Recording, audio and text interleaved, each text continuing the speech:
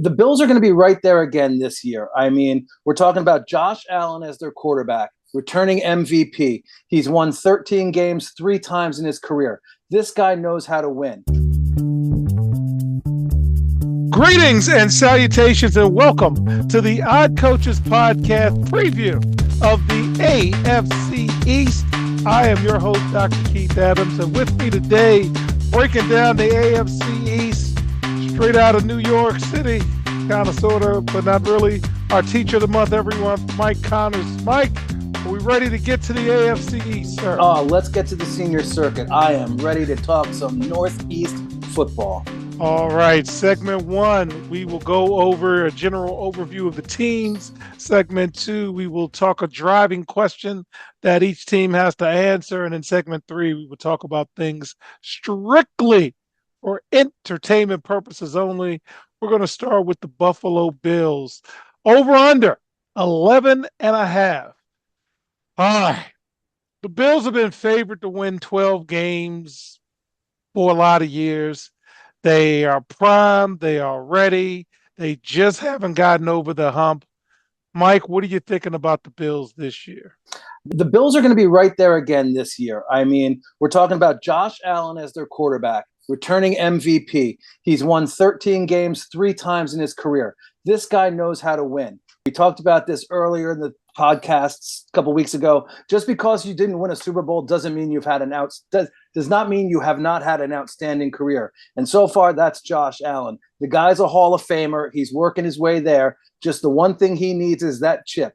And this could be the year that he does it. Now, Buffalo does not have a really starring number one wide receiver, but I don't know if he needs one with the way he throws the ball around. They picked up Josh Palmer and Elijah Moore. Okay, so they have a good receiving core. They just don't have that star number one. But how many star number one receivers are there in the league, to be honest with you? You know, there's not many Megatrons left that are 6'5" and can jump through the roof and run like Willie Gault. Oh, I'm aging myself with a Willie Gault in the 80s Raiders reference there, but we're talking about a world-class sprinter. So I think that they are going to definitely be there. Their defense didn't have the best year last year. They fell out of the top 10 for the first time in 3 years, so they need to regroup a little bit. But they went out and they made a big signing for an edge rusher in Joey Bosa. So that's a big addition to have. Okay, he brings a big name, a lot of winning experience from when he was with the 49ers. So I think they're going to be there again this year. They're going to be in the hunt, that's for sure. They are teed up, they are lined up, and they are ready to go. So expecting a lot from the Buffalo Bills. Next, we have the Miami Dolphins, over under 8.5. It is no secret that I am not a fan of Coach Mike Macdonald. Tua, good dude, I'm sure, but man, they just haven't gotten over the hump, and they've missed on some opportunities to make some moves. What do you think about the Dolphins, sir? We've had a lot of mixed emotions in this podcast about the Dolphins. The big elephant in the room is Tua and his concussions. Last year, we had a lot of debates about this. This young man has had at least 3 documented concussions. And how many do we not know that he's had in the past? So I said last year, I probably wouldn't have put him back in the lineup just out of fear of him getting hit again and losing maybe his career. But he's back this year again. They didn't really sign anyone huge to back him up as a plan B. And that kind of scared me. I thought they would have gone after somebody or someone big in the draft. They took Quinn Ewers out of Texas, but I don't know how ready he is to be an NFL quarterback. So what the Dolphins are really going to have to form their identity this year. I'm not a big Mike McDaniels fan. I'm very surprised he was brought back this year. But his first 2 years in the league as a head coach, they were an explosive play offense. Now, I think a lot of that had to do with Tua being healthy and being able to roll out and hold the ball for a few seconds and then deliver the passes, kind of stretch the field. But when he came back from his injury, they put the tight end into a lot more of a Joshua Smith into the routine a lot more and dumped off to the running back to get the ball out of his hands quickly. So I'm not sure how that's going to work out this year. Mike McCarthy, I mean, it's do or die for him. I can't see him being brought back if they don't at least get to 9 wins. And I don't think they can do it. I just don't believe in the Dolphins that much. No, and they haven't been boring. You have Tyreek Hill in the news. Uh, the most of the hot seat watches have their coaches there, so I'm not expecting them to get over 8. I'm going to tell you that now, and that's a secret. That's not a secret. All right, the New York Jets over under is 5.5. They are a part of the BCA. It's real to me. Aaron Glenn is my guy.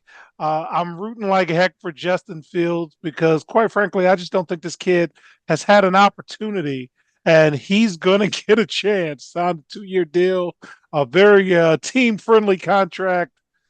Mike, what do you think about the Jets this year? When the Jets hired Aaron Glenn, I was kind of surprised at first because he's a defensive guy. Now he's a grown Jet. He played for the Jets. He knows the organization, so it's kind of like bringing someone home that you know really well. But I really thought they were going to go offense after having Robert Saleh before and their other prolific coaches in the last 20 years or so being mainly defensive players, Rex Ryan and a couple others. But I really like Aaron Glenn. He basically came in and didn't try to be a Bill Belichick type, difficult with the press. He kind of was upfront with everything. And I think that he's going to be able to rally the Jets around him. Bringing in Justin Fields, I liked. As you know, I have never hold my tongue about with Roger. Aaron Rodgers, excuse me. I'm sorry. Had a brain cramp there. When he had a great game in London last year, I sang his praises. And then from there on, it was just a debacle. So I'm glad to see him go. And this will get the Jets, I think, a little bit out of the spotlight. And that can be good for them to be kind of under the radar. A lot will have to do on the Giants, which we'll talk about them next week in our other podcast. But Glenn is kind of brought in a lower key approach. He's good with the press, so it'll be interesting to see. Justin Fields doesn't have anyone over his shoulder. You know, getting him out of Chicago was a great thing. Then going to the Steelers where he lost his starting position to Russell Wilson because of a calf injury. You know, that was always a who's going to be the starter, who's going to be the starter. So now it's definitive. Justin Fields is the number one quarterback for the Jets. And he's had all preseason since he signed there to work as the number one starter. And I think that's going to be very beneficial to him.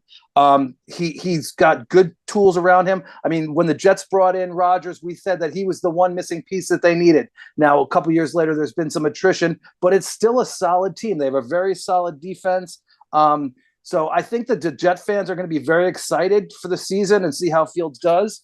The one thing they need is their defense does need to bring their mojo back. Now, they re-signed Sauce Gardner to a 4-year extension, making him the highest paid cornerback. And to tell you the truth, I was kind of shocked that they did that. I thought they were going to wait till after this season because last year he had kind of a dip in his game.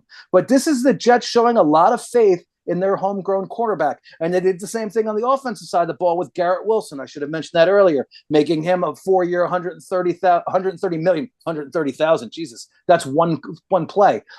So at $130 million. So the Jets are investing in their homegrown players. The Jets haven't had that luxury a lot of going out and re-signing their drafted players because most of their drafted players weren't very good for a long time. So the Jets are building in the right way. And I know that's strange to hear from a New York area guy saying that the Jets are going in the right direction, but I really think that they are starting slowly to work in the right direction. I think 5.5 is a low end guesstimate for them. I'd probably put them around 8 wins myself, but we shall see. And the other thing is the Jets' schedule's in the bottom third for strength of schedule. So that's going to help them out a lot where they don't have a schedule like the Giants do where it's very, very difficult. So that's going to benefit them a lot also. I do like that they've signed guys and now you kind of know who's going to be on your roster. So I think that's cool, if you will. Finally, the New England Patriots, the over under 7.5. A lot of buzz about the Patriots and teams, people are picking them to win, 9, maybe 10 games. They like the hire of Mike Vrabel. Drake Maye has got some weapons now. What are you thinking about the New England Patriots? Vrabel's an interesting hire. He did a very good job in Tennessee. We know he was a Patriot as a player. So, I mean, Kraft really went hard after him. It kind of was a joke that he was going to be the coach. Everyone kind of knew it. The writing was on the wall, not mentioning tampering or anything like that, because that would be a questionable statement. But so Vrabel was the man that Kraft wanted after what he said was a couple of disastrous seasons. So he has the man that he wants. So we'll see what happens with that.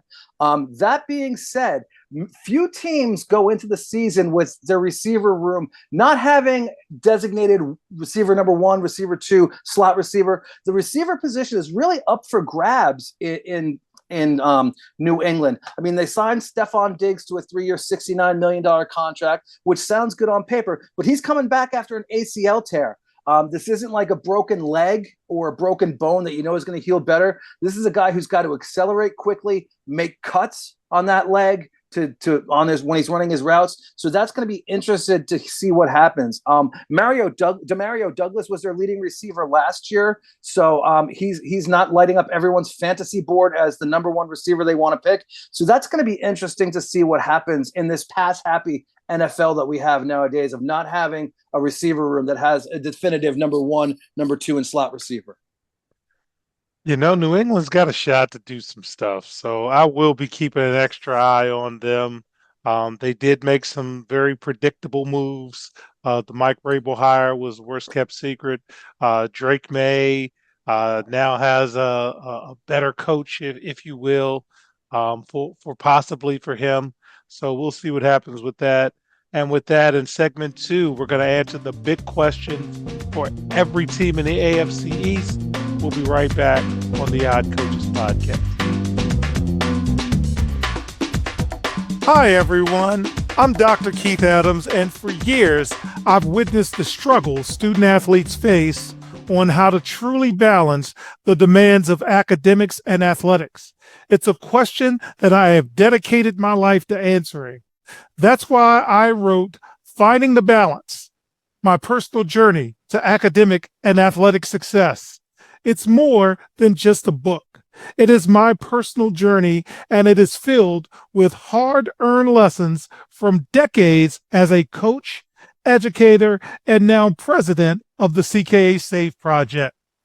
Inside, you will find practical advice, real-life stories, and a clear roadmap to help student athletes, coaches, and parents navigate the complex world of balancing sports and education. And now I am thrilled to bring this message to a wider audience as a proud member of the Cascade Sports Network. We're partnering to amplify these crucial conversations about student athlete success. I believe every student athlete deserves the opportunity to reach their full potential, both on and off the court and the field.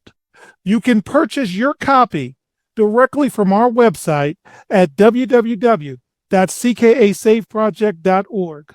Join me and the Cascade Sports Network as we work together to help every student athlete succeed. Welcome back to the Odd Coaches Podcast, and in segment 2, we're going to do questions for every team.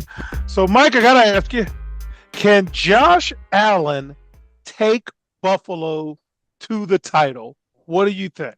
Yes. Can he? Yes, he can. I mean, the guy's the reigning MVP. Like I said earlier, he's got 13-win seasons under his belt already. The Buffalo has been one of the big picks for the last 4 years, 5 years to be a Super Bowl contender. And most of that is because of Allen. I mean, Brian Daboll got the head Giants coaching job because he worked with Josh Allen. Okay, so this guy has been a big influence on the league, both in his team and having other people increase their career. Yes, he can win it. The team is good. They just tried to increase their defensive prowess by signing Bosa. I definitely think Buffalo has the ability to go to the big game.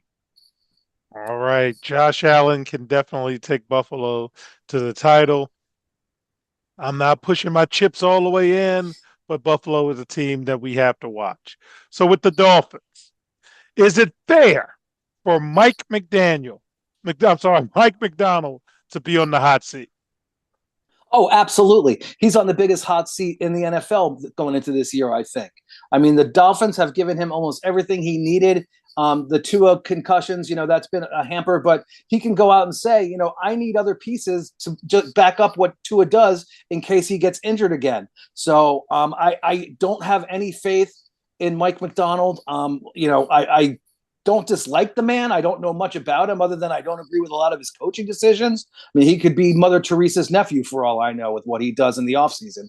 But I think he's on the hot seat. He might not even last the season if they go under 8 wins, which I have them at like 5 in my predictions. So I definitely think that there's going to be a coaching opening down in South Beach next year. All right, and that's my fault because I really don't like the guy, Mike McDaniel. And here's my problem.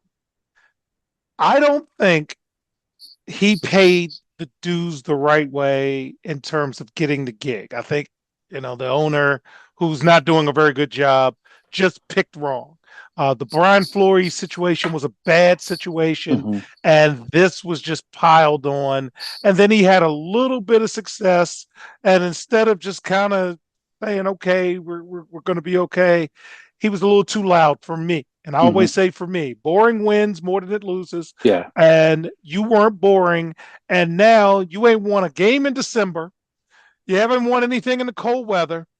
You haven't, have a contingency plan. You got Tyreek Hill running amok. You just don't Yeah. have the structure. We're professional football. At the end of the day, there's certain types of teams just win, and you got to be pros. And I just don't like the professionalism that he is displayed in that. So that's why I think he should be on the hot seat. But Absolutely. And professional don't forget, football is results driven. yeah. And I mean, I think one of his big problems is I think he's almost too cerebral, too X's and O's smart for his own good. I mean, the guy went to Yale, incredibly smart guy if he got into Yale, even as an athlete. They just don't take anybody. So I think he's one of the guys that during an interview can go up to the whiteboard and X and O you to death and have all these great theories. But I don't think he can implement them and put it in the language that his players need to motivate. I think he's a great X's and O's guy in the locker room but I just don't see him applying that during the game. All right. So now the New York Jets. Is Justin Fields the answer? And I have to ask that because one, I like the kid and he just didn't get the right entry coming in. And as educators, you need structure, which are boundaries, discipline, which is accountability, how we're going to measure and monitor success, and you need a lot of support. And if I know that for a 7th grader, this kid who's getting paid a lot of money didn't have that. So now the New York Jets brought him in, 2-year contract, brought in next to no competition. This is his job. New coach coming in. Mike, is he the answer? Oh, having been in the Jets' hometown area for my entire life, I don't know if anything's the answer for the Jets. But that being said, I think this is a good situation for Fields. Him being drafted into Chicago, we know what a debacle the Chicago organization was. Okay, going into Pittsburgh, it looked like it was going to be a good fit for him. Very stable organization over the last 50 years. 3 coaches in their team's history. They signed a good backup for him in Russell Wilson. He got hurt. Wilson took over, and he never got a chance again. That's just bad luck. I'm hoping that luck does not follow him to New York because the Jets have said, this is your team, run with it. They showed a lot of faith in him. He showed a lot of faith in the Jets. He had other teams that he could have gone to, and a lot of people think he took a little less money to come to the Jets. I mean, the new coach seems to be someone that's rallying the troops. He's got good discipline. He's saying all the right things in the press. The press really like him, which is important in New York because some coaches have come in and started to bark and try to be Bill Belichick with the press, and they're not Bill Belichick. There's only one who can get away with that. So he said the right things, and he hasn't said the right things, which is even a bigger thing in the media market that is New York City. So I think that Fields has the opportunity to succeed. Now, is he the answer? I don't know what that technically is when it comes to the Jets, but I think this team is moving in the right direction, and Fields is going to have every opportunity to be successful with the Jets. All right. And finally, the New England Patriots. Can Mike Vrabel bring stability and success to the New England Patriots? Seems like we've got a grown-up in the room. What do you think?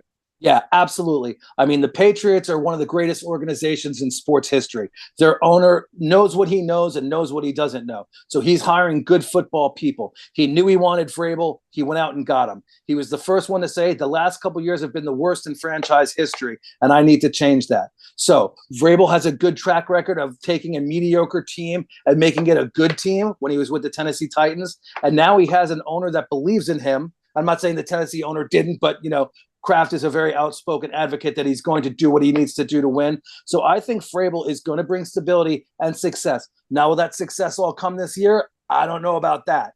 I mean, I don't think that the Patriots are going to be one of the teams pushing for the playoffs in this division, but I think he's going to make them a much more stable, a much more efficient team. And I think it's going to be someone people aren't looking forward to playing, but I think it's going to take them 2, maybe 3 years to really be a contender moving forward. But I think Vrabel is definitely someone to have move along that line.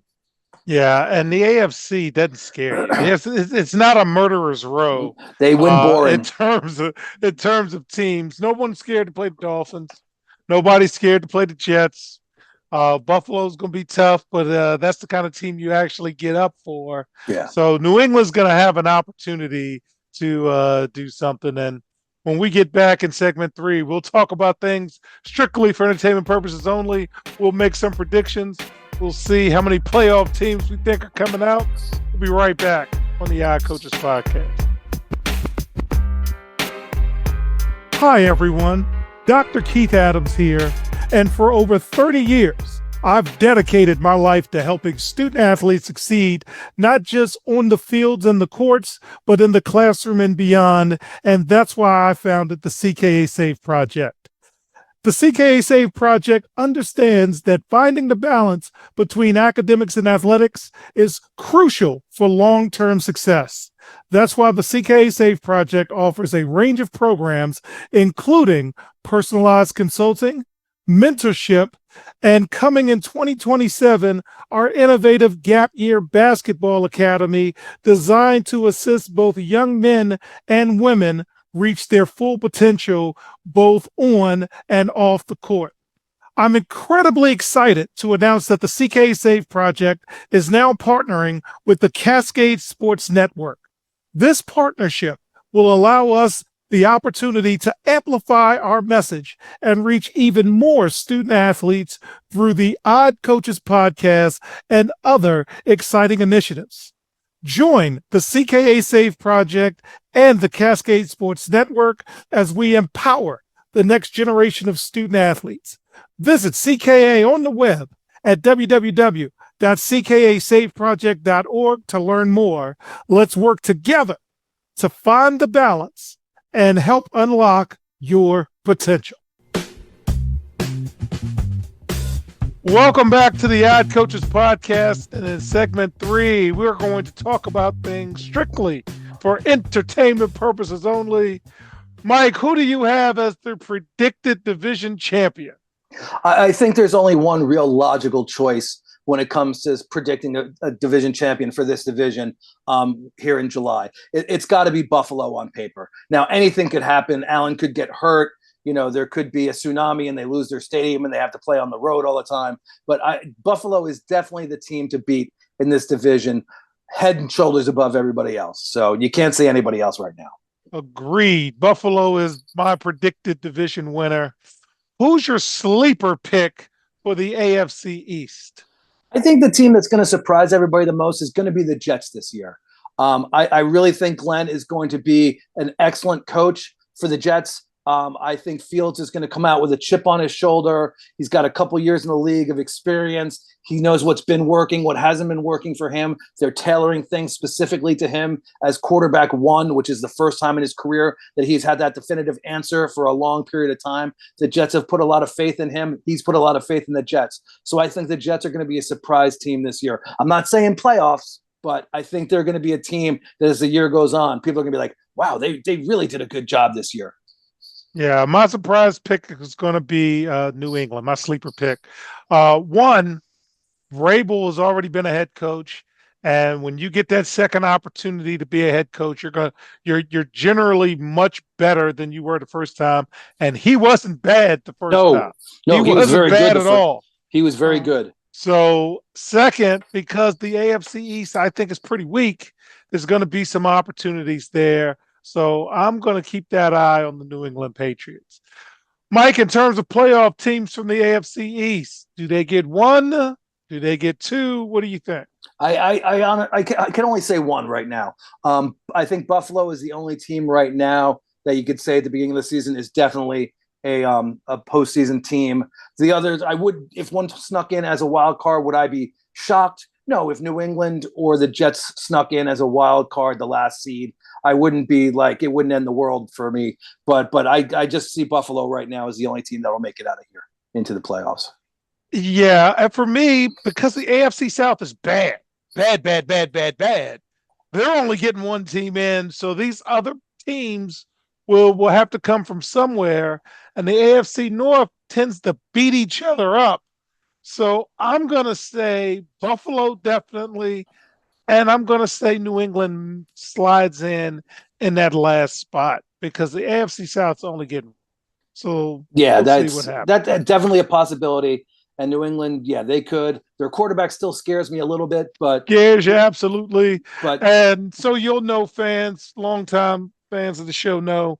I spent some time down at the University of North Carolina prior to Belichick coming under the last regime, and they said that Drake Maye got everything that Sam Howell was supposed to get: a better line, better receivers. So they were very high on him as a player. So that's where I get that from. So we'll see what happens.